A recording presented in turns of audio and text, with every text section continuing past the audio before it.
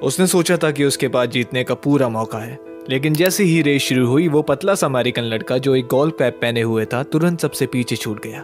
ये देखना थोड़ा हैरत अंगेज था कि डेव वॉटल इतनी बुरी तरह से हार रहा था। क्वालिफायर्स में तो उसने 800 मीटर का वर्ल्ड रिकॉर्ड बराबर किया था, पर उसके कोच को लगने लगा था कि डेव इस पोजीशन को दिल से नहीं ले रहा है। डेव ने अपनी एक मानी हुई सुपरस्टिशन के चलते अपनी गोल्फ कैप उतारने से इनकार भी कर दिया, क्योंकि उसका विश्वास था कि कैप के बिना वो तेज नहीं भाग पाएगा।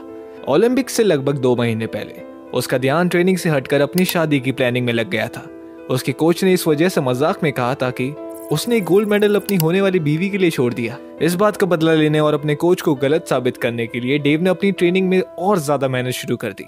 इसी ओवर ट्रेनिंग के चलते उसकी लेफ्ट नी में टेंडनाइटिस हो गया और इस इंजरी ने उसकी ट्रेनिंग और गोल्ड मेडल का सपना दोनों को खतरे में डाल दिया।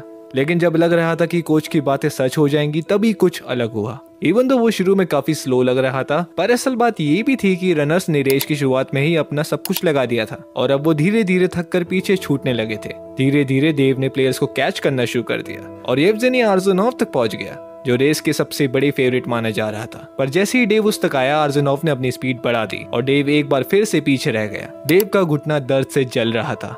लग रहा था कि उसका घुटना कभी भी उसका साथ छोड़ देगा, लेकिन उसे पता था कि मेडल जीतने का ये आखिरी मौका हो सकता है और उसे अपनी पूरी ताकत झोंकनी पड़ेगी। झुंड के बाहर निकलते हुए डेव ने अपने अंदर की बची कुची पूरी एनर्जी लगा दी